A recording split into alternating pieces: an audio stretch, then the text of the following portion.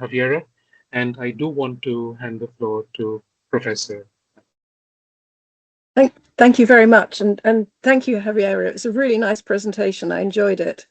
I have loads of questions, but I know I've only got time for a very small number. So my first question, and let me challenge you a little bit. The way that the global north, the Western paradigm sells its fairy tale of, development, its neoliberal capitalist paradigm, as you described it, is by saying to the global south, this is how we get you out of poverty. And the Sustainable Development Goals are completely structured around that illusion. I give too much away about my own ideas. How do you, I don't see any of that in your presentation. And it seems to me you need to meet that.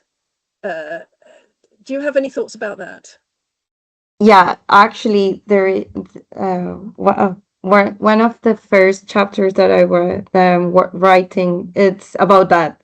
It's about this, almost like I tried to explain it well in the historical documents, that it's almost like or half of the world in Stockholm 72 were like, oh, okay, we need to, we're gonna help you to become poverty and become a developing country. But now you need to work with environment. You have to have this consideration. You will not have the freedom that we had, and yeah, but this is wanna work almost. And the countries that they were notified, or they were saying like, okay, but we have all these concerns and you're not addressing these concerns. So yeah, no, I start from that, because it's super interesting to see the documents of the discussions, because it was addressed from the beginning and the warnings were there, and almost that, but that's how negotiation works also. You have to agree and you will left some parts, but it seems like the same topic is winning over and over, and we're leaving the same warnings left.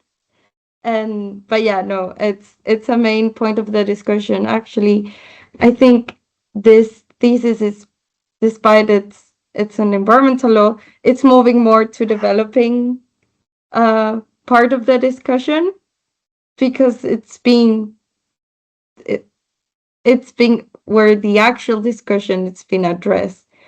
All the countries were like, yeah, we'll agree that we have to take care of the environment, but how? Thank you. Yeah, no, that's good to hear. And I must say, I'm very admiring and respectful of your documentary analysis. It sounds like quite a feat that you've pulled off, and I look forward to reading that when you eventually publish it. My second question, and I move on quickly because I know other people are behind me. It's around you talk about the Global South, and you talk about the Latin American model. And I think that's a really interesting approach to take, to come in from that angle. Obviously, with your, coming from Chile, you've got that knowledge and background that enables you to do that very well. My question to you is, for ease of reference, we talk about the Global South, don't we? We talk about Latin America, we talk about Africa, but these are many, many different countries. If you look at the whole range across the Global South, can you actually lump them together in your analysis in the way that you're suggesting in your presentation? Yeah, I would say that that's the biggest question I have had, and I keep facing that, because I don't think in this category of North and South and Western, non-Western. I think it's so much more complex. I would say, like, there is when we abstract very, very, when we depart from reality, we can arrive to this more or less north-south, developed, non-developed. But I will not, and that's also that it's in the introduction, that these categories are very reductive in our language, because despite there was a moment in the discussion that I would say that it's the main, or the first argument that were like, you can identify there were Western and also the Global South, that were countries from India, India, Africa, other countries from China, Asia, like China, and Latin America. They were all aligned in this idea that we don't have to left the becoming better or growing as a country because for environmental reasons. But then the point of views depart very differently.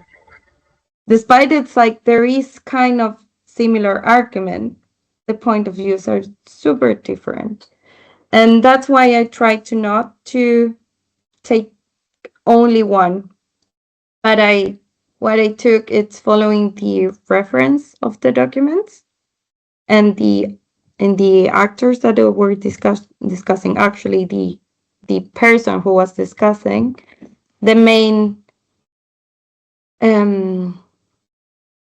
academics involved were from ECLAC and MIT. So that's why it's more that I arrived to the Latin American, more that it came from, because it's a coincidence that I'm also from Latin America. So yeah, but no, definitely. And I think we need to find a better way to call. Indeed, yes. This is so hard. It's really hard. Oh, that's an interesting answer. Thank you. And my third, I think I'm allowed 3 questions. This is my third one. And it follows on very much from that. And it's really about your research methods.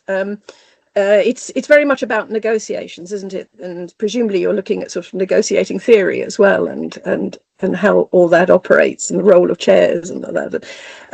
And I was wondering, I mean, you referred several times to the digitization of the records, and I was wondering how if, you know, the negotiating records in particular, which will be reflecting what you're looking at, I guess that's the core bit of the documentary bit that you need to look at.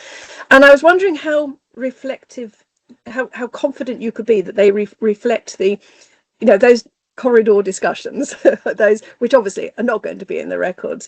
And there's an interesting parallel, if you like, that might be of interest to you, unfolding at the moment in terms of the negotiations around the draft Global Plastics Treaty, where I think much of what you're talking about, you can see it with the groupings of the countries, the negotiations, and so on.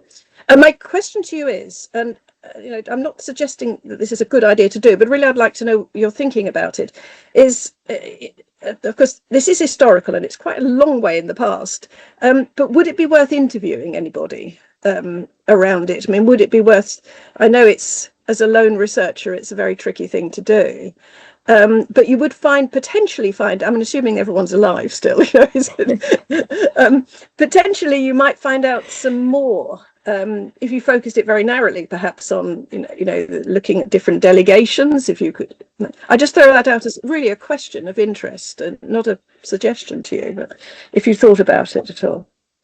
Thank you very much, Professor Malcolm.